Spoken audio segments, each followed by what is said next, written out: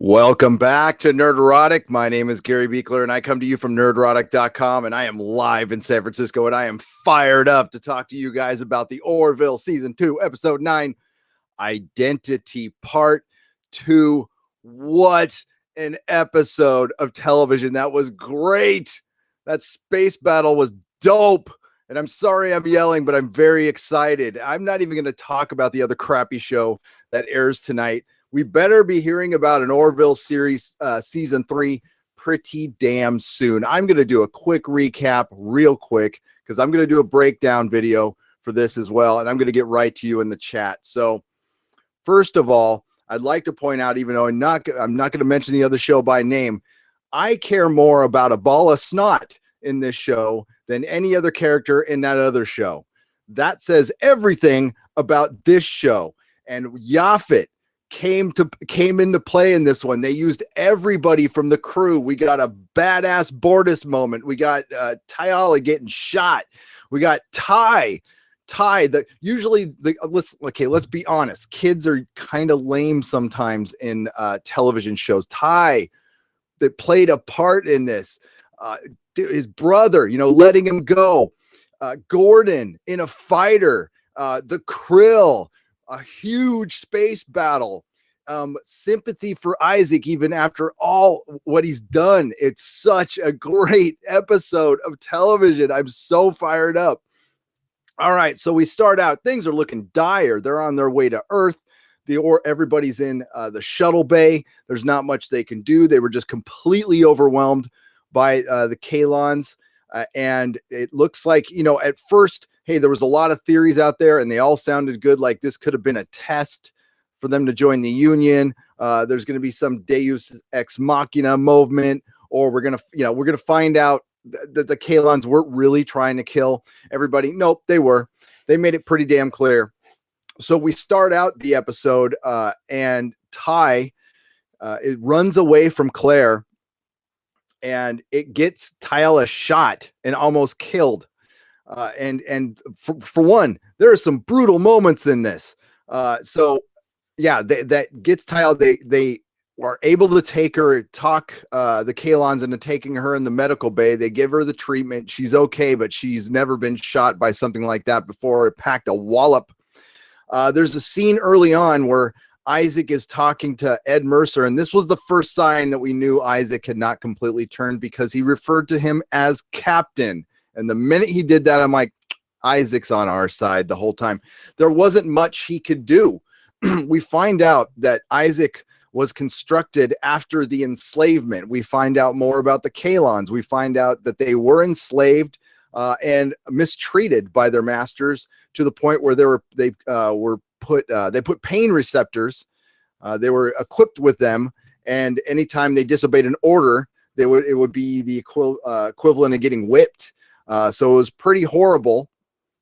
So Ed, the Kaylon Primary brings everybody in to the ready room, or that meeting room, and basically lays down that here's the reason you guys are still alive.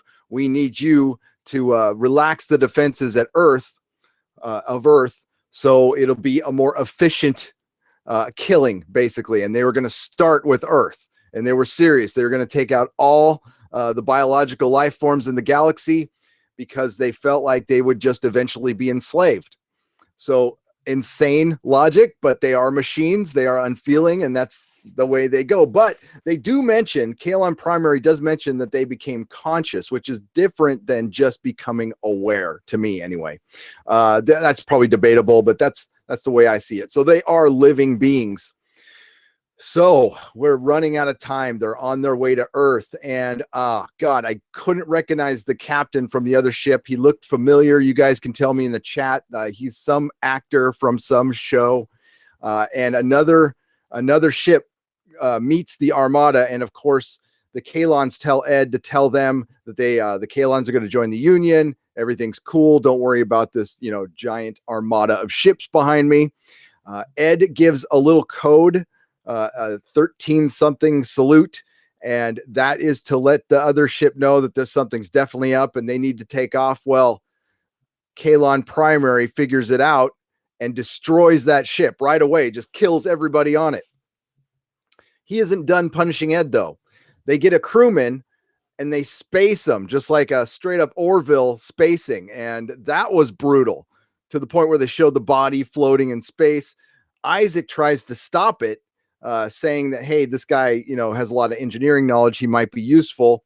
Kaylon Primary sees what's up, thinks Isaac's getting sympathetic. So he gives him the book Roots to remind him like what the past was like on Earth. He downloads it. And then Isaac says, hey, they've shown no propensity to do anything like this. But Kaylon Primary says it's in their nature. There's nothing they can do. Talks about possibly reprogramming Isaac, tells him to change his designation.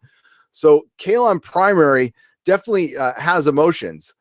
He has hate. There's a lot of hate going on there. So in the meantime, they figure out they are screwed, the crew of the Orville. So they devise a plan to escape with the shuttle and go contact the Krill, who just so happen to be the closest system and the only people with a bunch of ships that could possibly fight them. And it is a risk. Ed offers to go, but Kelly's going to go instead. And she takes Gordon, and they take a shuttle and they devise a little plan to distract the Kaylons and get the shuttle out. So they use Yaphet, and they send him down some little hatch. And they have to send Ty with him because he's the only one small enough to fit in with Yaphet. And they're going to also try to get a message out to the Union and, get the Union ready. And then they need Ty to go in there to kind of disrupt the signal to make it look like background noise. But Yaphet first goes in and grabs a gun that gives it to Bortus. Bortus ends up shooting the two Kaylons. They're able to escape with the shuttle before the Kaylons can close the shuttle bay, and Kelly and Gordon make it out and take off to the Krill. And there's a lot of good stuff in there that I'll get to in the breakdown video, but there's a little bit of a chase, and they end up in Kaylon space. They had 15 minutes of air left, but luckily, not Kaylon space, sorry, into Krill space. And then the Krills found them, and they had to convince the Krill very quickly that they're all about to die, basically, and get exterminated. And luckily, they were pursued by a Kaylon ship, which goes in the Krill space, destroys a couple of Krill ships, and it looks like, well, maybe they're convinced. We're not sure. In the meantime, we're approaching Earth. The message got out. Admiral Halsey is ready, recalled all the ships. They are ready to go. And and I'm skipping a lot, like I said, because I want to get to the chat. Again, watch the breakdown video. And there's so many great moments in this. So when Ty and Yaphet tried to do that signal, they ended up getting caught. Yaphet was able to ooze into one of the Kaylons and destroy him, but another one caught Ty. Ty was taken to Kaylon Primary, and Kaylon Primary, to show that he's a vindictive little robot, was going to have Isaac kill Ty. And that was the moment. Did you get you get a little bit of Darth Vader, with the Emperor? I did. The little, just the looking, and the Isaac's guns popped out, and he freaking killed all the Kaylon. He rips off Kaylon Primary's head. That's still, blinking, and it says, "You will always be alone." So I can see right there, that's going to be kind of Isaac's story for the rest of the series, of being isolated and alone from his people. And they obviously do have some kind of emotion, whether it's in their programming or whether we're going to probably find that out later. So there is a massive space battle in this. And for a show that is a parody, a sitcom, whatever, well, I'll tell you, that other show I'm not naming it's way more hilarious than the Orville. I'll give it that. It doesn't mean to be, but it is, especially tonight's episode. But the space battle, listen, not everything's perfect. When Kelly and Gordon were in their little hyperspace mode, if that was the Expanse, they would have been splatted on the side of the shuttle bay wall there, because gravity. It still kind of works. So they must have some kind of gravity field around them. It doesn't matter. It was still cool. The space battle was amazing. Did you guys catch some of the I don't know what the class of ship is, the Orville ship, whatever it was, when they were in this big space battle?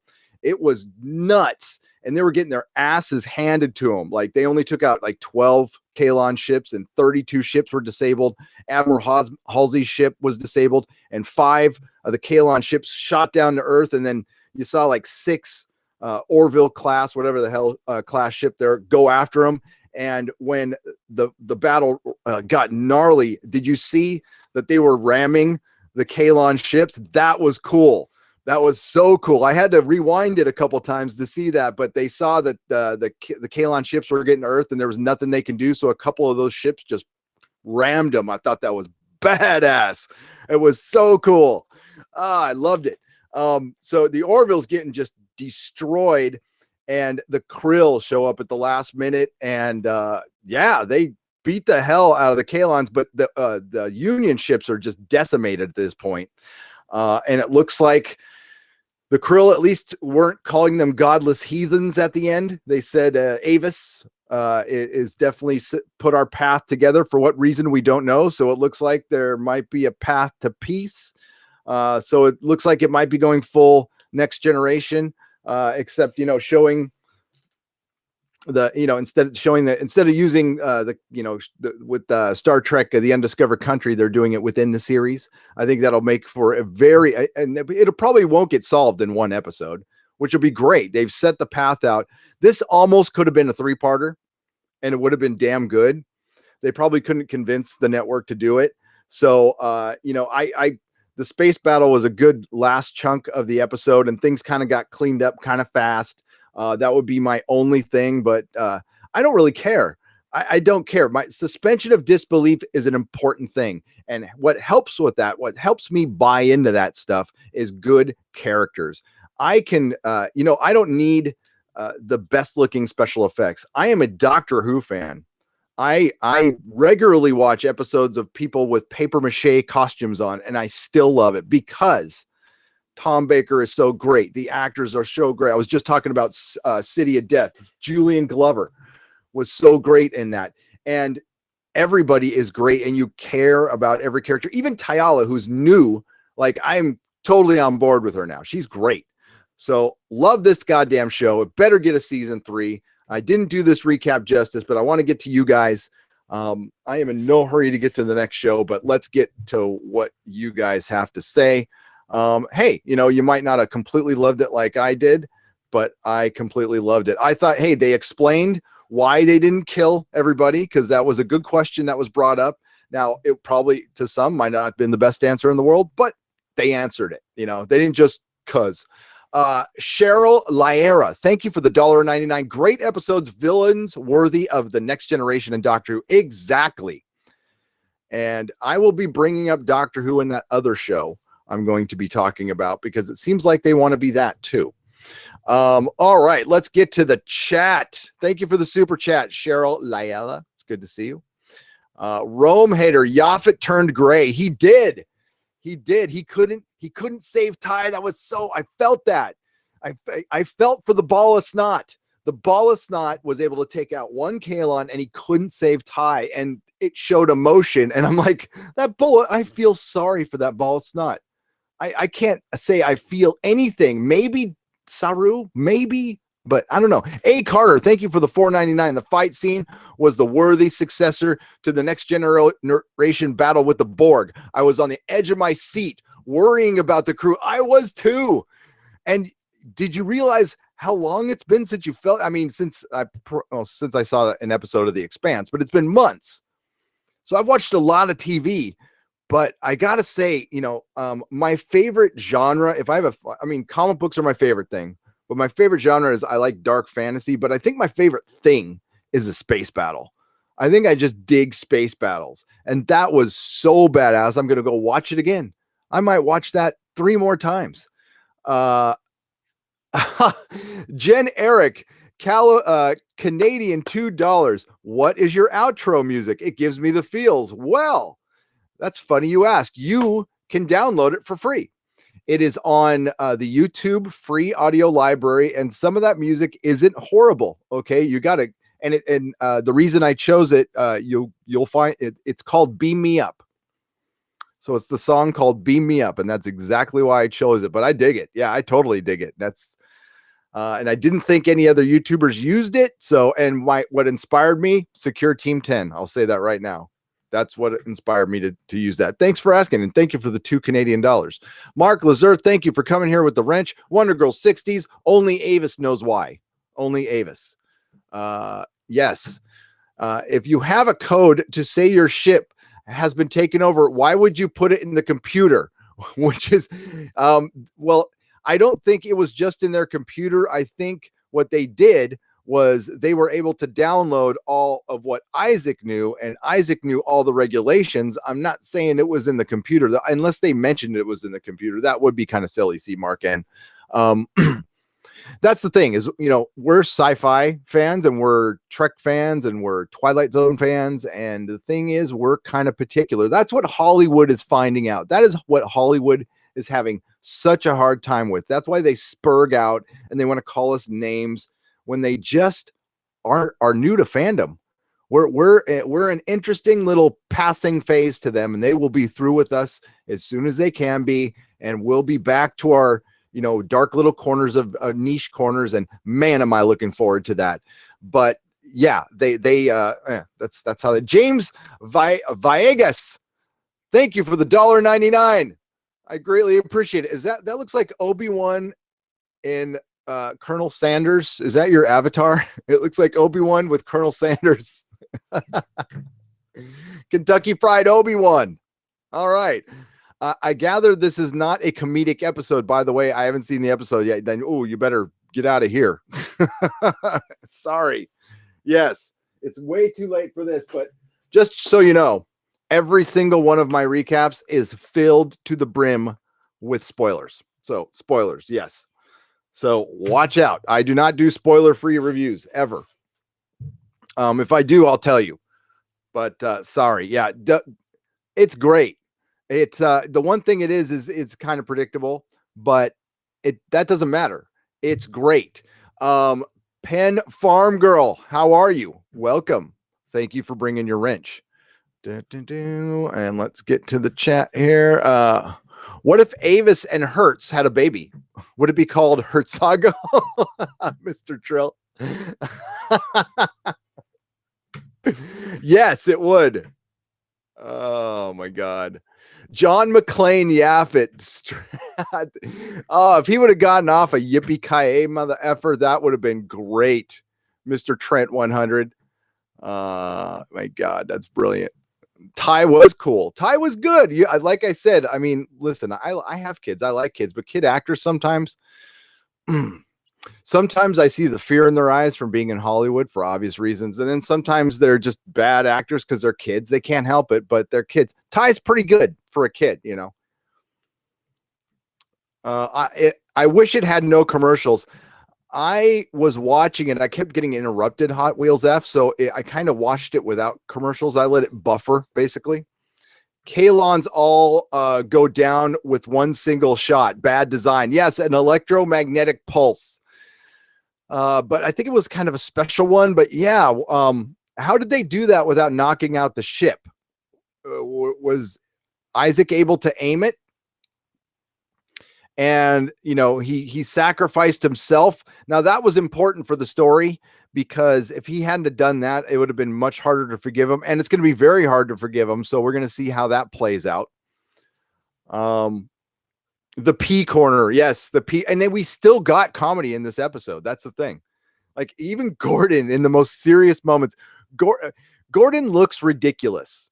He looks like a stand-up comedian playing sci-fi. That's what he looks like.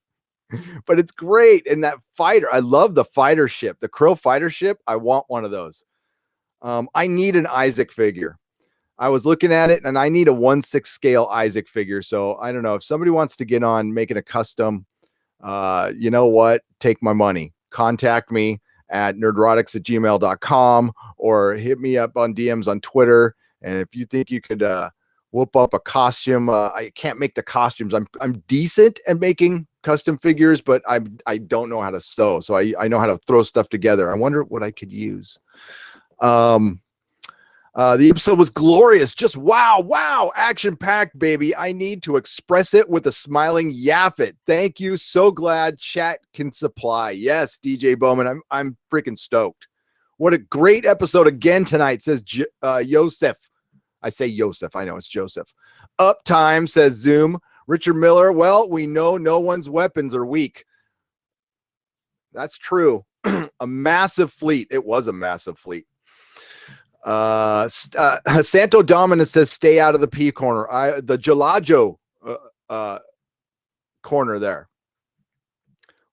Woot, awesome Orville. I thought at the halfway mark that there might be a part 3. I did too, but it all wrapped up neatly by the end and it didn't feel rushed. Metal Monkey, I am so happy with this episode. So I could say like this is if there's an Orville, I'm going to go back and watch it over and over again. There's a couple, but this is the main one. It'll be Identity Part 1 and 2.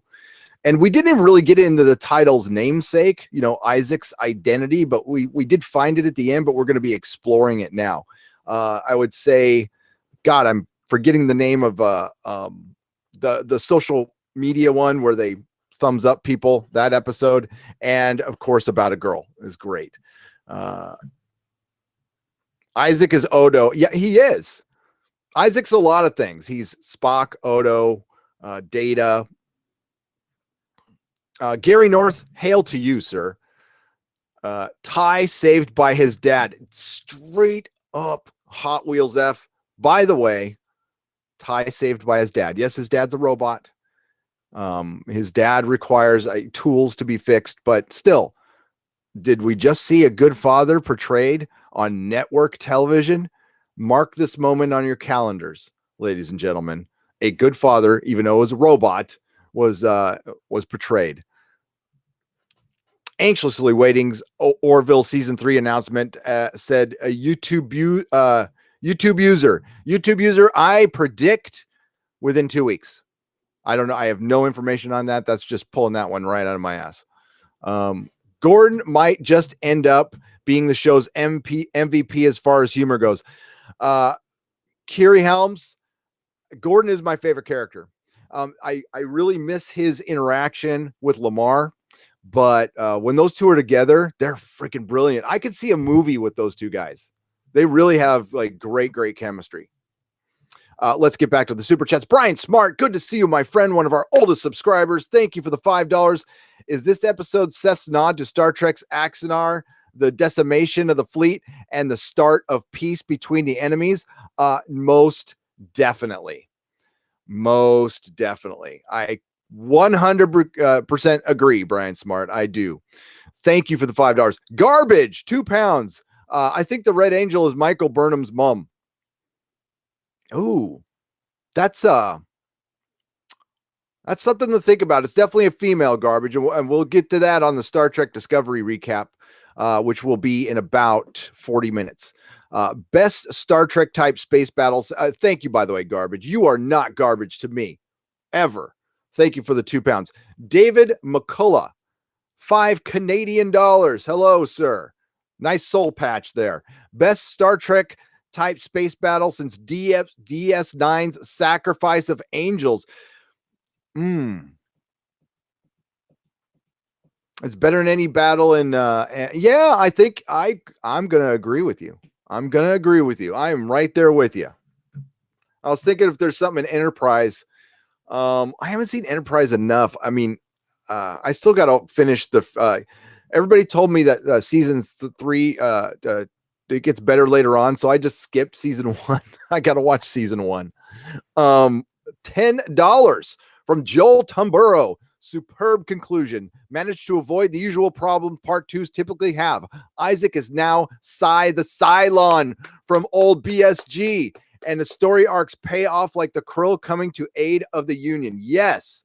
Oh my God, that is a great pick. By the way, not to talk of the other show again. Yes, Star Trek Discovery is Galactica 1980, but I hate to disrespect Galactica 1980 because it did have good stuff. Robot Rob Shlomo, please check him out at Midnight's Edge After Dark. Please check him out on his own channel. He is a good dude, a friend. Hi, Rob. How you doing? That other show is funny and they're not even trying. It's not. Rob, I'm not kidding. I laughed out loud 3 times, especially when I predicted to myself and my dog who was in here that Sarek was going to cry. Sorry, spoilers. Oh, shit. Oh, my God. Somebody check on Doomcock to make sure he's okay. 50 to 60 ships destroyed or disabled, says Filter 021. That's a decimation of a fleet. I mean, I don't know what could they have? 150 ships, 200 ships, maybe tops. Top Gun Gordon, absolutely. Yaphet is Odo. Yes, mid-level exploratory vessel. Okay, that's what it is. Just a mid-level explore. Yeah, I remember. I don't know if they had an official class for it. Thank you very Nolan Quisitor. Thank you. SCV science class vessel. Okay, SCV. Gotcha. Thank you. All right. What is this rewind you speak of? Did I say rewind somewhere? I got to catch up on the chat. Holy crap. Holy crap. Santo Dominus, tonight's episode was Wolf 359 times 1000. What didn't it have? Hail Neurotic in the chat. Hail to you, Santo Dominus. Thank you so much. Yeah, dude. This episode had everything. It did. I mean, there was even a little, I mean, like when Claire came and, talked about the starting of forgiveness with Isaac. Yeah, Ed sending Kelly off to go battle. And you know what? It sucks that we have to qualify this stuff and mention this, but do you see this show waving its flag for its strong women? Because it doesn't need to. It just has human beings who happen to be females acting like real human beings in a show that's make-believe, but doing it convincingly in a show that cost a third of the other one, that's written 1,000 times better than the other one. It makes more sense. If CBS really screwed up letting Seth MacFarlane go if he came to them with a Star Trek concept. Whoever made that decision needs to be fired. And maybe it was Les Moonves, and maybe, he got what it was coming. Oh, man, totally. Randy Small, man after my own heart. The Krill came into the battle like the Hawkmen from Flash Gordon. Yes. Oh, my. I love those comics so much. Those comic strips, those comics. I have a bunch of the Golden Age comics and strips. I have I have old clippings. I found a guy who collected all his Flash Gordon clippings on eBay like 1 million years ago. And they were in these giant bags and they're all yellow. Oh, they're badass. I love them. So I put them in a big scrapbook.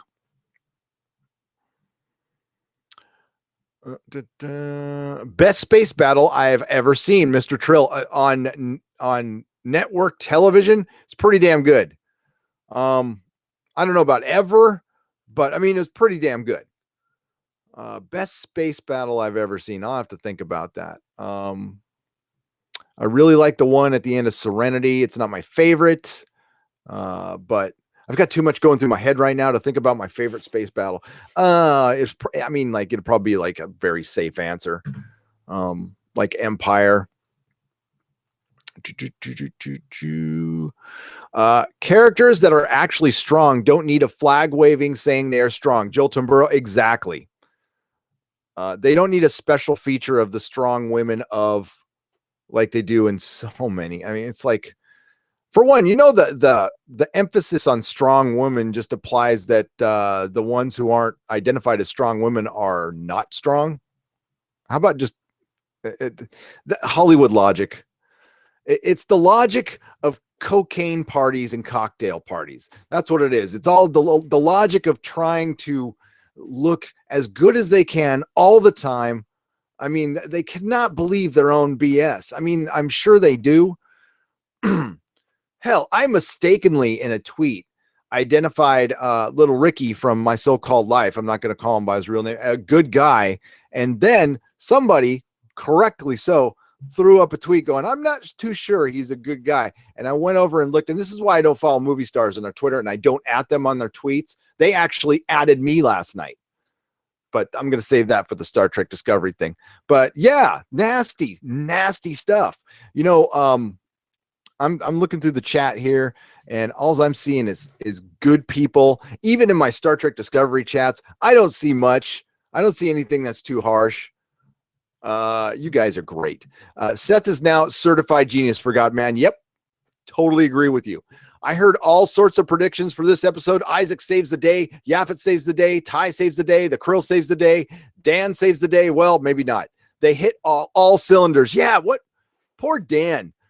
He missed his moment. Wouldn't it have been rad if Dan is like this just badass? Like he goes, "Hey, how you doing?" And just beats the crap out of a Kaylon with his bare hands, and you find out like his mushroom head ass is stronger than anybody on the ship, even Tyala. So funny. Hey, how's it going? You want to borrow one of my shirts? Boom, boom, boom, boom. Yeah. Admiral Halsey tells Ed in the very first episode that they're over. Okay, thank you, Henry Blanche. This is why you are my co-host. This is why I rely on you. So yeah, that's a lot of ships. You know what? I'm thinking of it in Expanse terms, because Expanse is very grounded in reality, and there is a boy, I better not go on with that. Let's just say there's a finite ship count in the Expanse, and if and when there's a possible battle, it really hurts. It takes time to rebuild, because like after World War II, it took us time to rebuild some stuff. So yeah, Santo Dominus, $20. Thank you for that Canadian $20 super chat. By the way, I did not acknowledge the amount. That makes me a bad YouTuber. Thank you, Santo Dominus. Santo Dominus.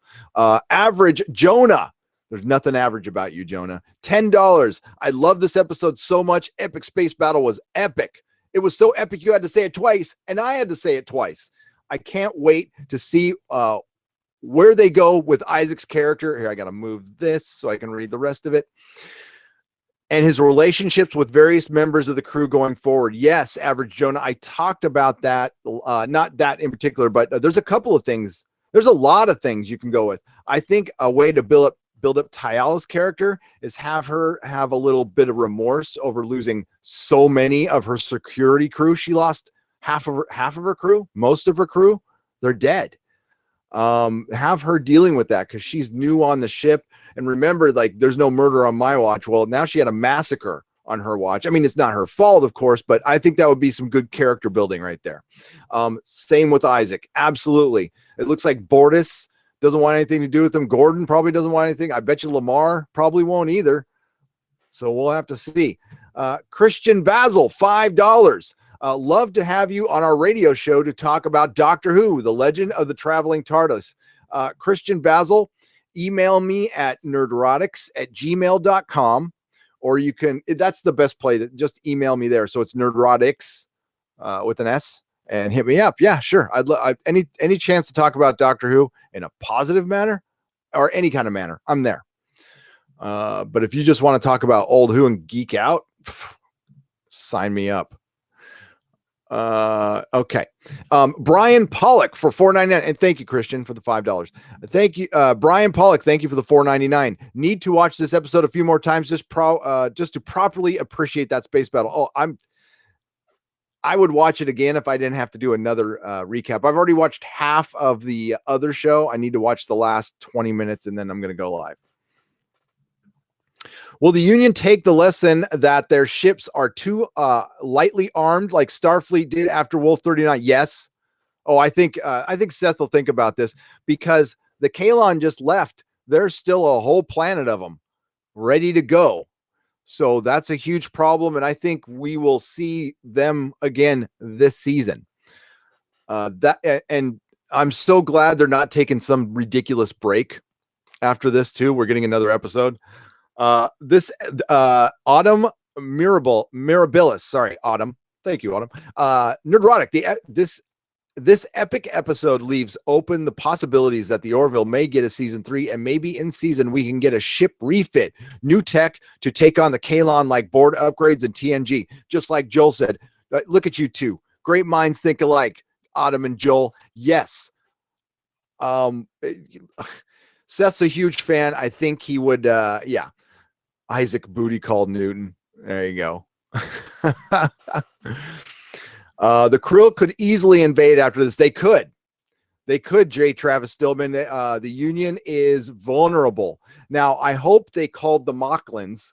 I hope they called some backup to kind of come in and maybe, I don't know, put a blockade around. I mean, I don't know how many ships got screwed. They said 20 to 60.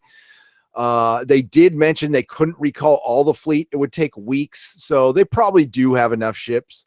The Union has to build their own Defiant. How about just an upgraded Orville? I know it's named after, I just think of Oroville. There's a Oroville, California. I'm pointing in a direction you don't even know. That's east of here, about 100 miles. A dam almost broke there a couple of years ago, made national news. We need Shatner on the Orville. I think we do. I bet you he's been asked, Prepper James. I would be willing to bet he has been asked to put a fork in the eye to CBS All Access. Yep. Or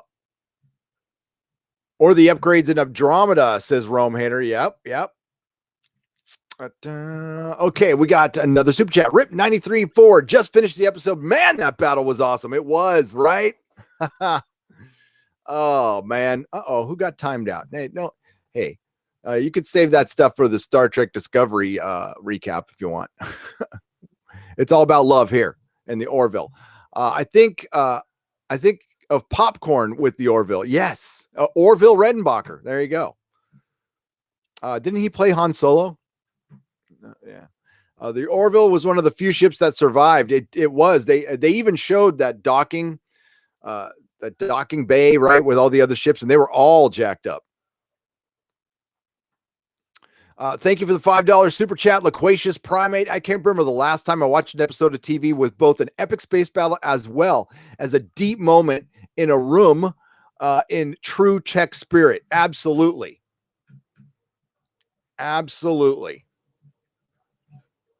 Uh-oh. Let's bring you back. Okay. Oh, I can't. Well, that sucks. All right, so I'll just hit that.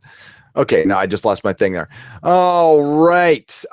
Dave Moore, $1.99. It reminded me of the epic space battles of DS9. It did. It really did. And there was something in Anti-Trekker's video this morning that I'm going to bring up again, where there was an interview with Alex Kurtzman, and he was asked specifically why they upgraded all the effects and everything so much. And he said something really damn disrespectful about Star Trek fans. He said if we didn't update the tech, it wouldn't look like it's worth the money. Let's think about what he said. If we didn't update the tech from Star Trek and make it look like RJJ stuff instead of making it trying to make it look like at least Enterprise, an aesthetic, it wouldn't look like it's worth the money. Star Trek Discovery is not worth the money. I would pay $9.99 to see this show. This proves that this aesthetic still works. People will still buy into it. At the starting of this recap, I said suspension of disbelief. I don't need stupid lens flares. I need to see what's going on. I need a steady camera. That is the Star Trek aesthetic. You cannot change that. It's like Star Trek Discovery is like taking a comic book and taking away the panel format completely. It's like turning a comic book into a collage, a really bad one made by somebody, who's not good at collages. I was going to say something really rude, but I won't. We'll just leave it at that. Yeah. So you're changing the format of the show, and to come out and say it's an old format that people won't buy into anymore. Well, 6 million people a week buy into this one.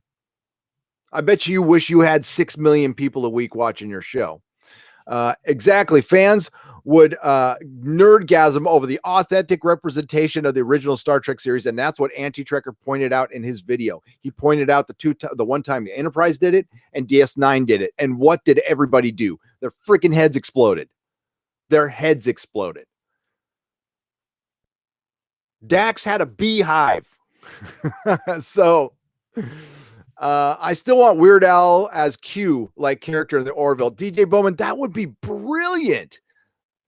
That is a great, I mean, like that is so good. I would tweet that at Seth MacFarlane. Why don't you do that? Because I don't tweet movie stars.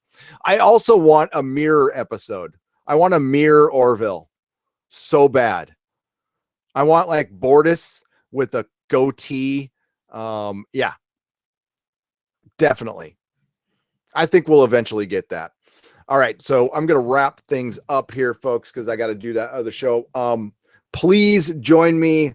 There is going to be no Friday Night Tights this week. I'm moving it to Saturday out of respect for my brother in YouTube, Doomcock, who is going to have a 17,000 subscriber celebration Friday night.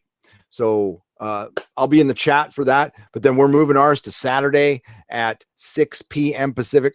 You know what? 5 p.m. Pacific. Let's do it early for you folks so we won't keep you up too late. And then we could talk about the Orville for 3 hours. And I am totally okay with that. We can make it all Orville if you want. It's entirely up to you. But there was some crazy crap that went on Star Trek in the first half hour that is unbelievable that we need to talk about. Have you heard there will be no Blu-rays? No, there is no Fox. That was part of my prediction. They're going to stop making physical media. So you might want to buy the DVD. You might want to consider it. You can also make your own Blu-rays. There's tons of tutorial videos. I can show you how. I used to do it. So, and that's something I'm thinking about doing. I bought a bunch of cases and it's fun actually. It takes forever.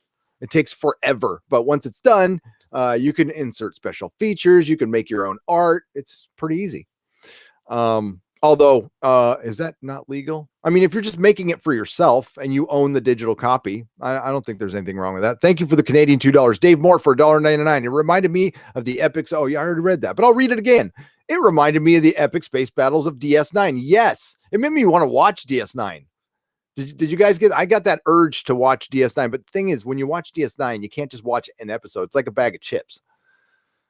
Yeah, you just can't. So everybody who gave super chat: Cheryl Lyera, A. Carter, Jen, Eric, James Viegas, Brian Smart, Garbage, Dave McCullough, Joel Tumburo, Santo Dominus, Average, Jonah, Christian Basal, Brian Pollock, Rip, 93 Ford, Loquacious Primate. What a great name. That is a great name. Dave Moore, Jen, Eric, thank you for the super chats. Everybody, I'm going to get over to the chat real quick. Please go to nerdrotic.com for our live stream schedule. And please remember it's there just in case anything ever happens to the channel. That's where everything will get moved. This we is me. It's me and my multiple personalities are working very hard to try to answer messages and refine everything. It's been busy as hell here, and that's great. So I am trying to get back to you. Very soon, I'm going to have like one place to contact me and make it easy on everybody. And I will let you know that soon. This weekend, of course, we're announcing a couple of t-shirts. One's kind of fun, and one is just the logo, and of course, the email address and the P.O. box. So there's lots of stuff going on. And I love the anti-trekker too, Mary. He's a good guy. And we're going to have him on this show eventually. Witness what truly good sci-fi does to fans. Right. When we, right here in this live stream and in the chat, people are lit up. How cool is this? Montana Horseman, thank you for pointing that out. See, I know I got confirmation that the people from CBS, some people watch my videos and others too, by the way. I'm sure they knew that, but I got confirmation today. So, hello. I don't know if they're watching this one, but look, Montana Horseman just made a great point. Look at how happy we are. And you know what? It's not like there isn't politics. It's not like there wasn't even, did you catch the message in tonight's? We didn't spurg out about it because it really fit in the context of the show. It doesn't feel like you're trying to fill our head full of propaganda. It felt like you were trying to entertain us. That's it. Do you hear us complaining about anybody who's this show's plenty diverse? It doesn't need to spout off about it. It's a good TV show. That's where you need to start. CBS, Lucasfilm, everybody else, Marvel Comics. You need to start with entertainment. And guess what? The other thing that give a lot of lip service to, but it's not really that important to you, it comes with it. And you know what? Nothing brings people together more than a damn good episode of sci-fi. Look at how happy everybody is. So Kegger Rogers, they have a 8 million subscriber, Gary. Sheesh. They don't. They have 4. They said they have 4. They counted Showtime, but they don't. They actually have less than that. A lot of the people who signed up for the free deal and stuff. And even if they do, I told you how, I mean, it's easy math that everybody can figure out. And that's if everybody gets the highest tier, $80 million a month. Yeah, that's a crap load of money. And that does not cover, that does not cover what they need covered. But a lot of streaming services run like that. They're not the only one. I mean, like shit. Netflix, I think Netflix still runs at a loss. I knew it was in the red forever. Thanks to all those Sport and Erotic. We love each other. Every one of you, please hit the like button and show your love. Thank you, Brian Smart. Blu-ray is not leaving by any means. Samsung gave up on making 4K or Blu-ray players, but they haven't made any since 2017. It's just mainstream media shilling for streaming.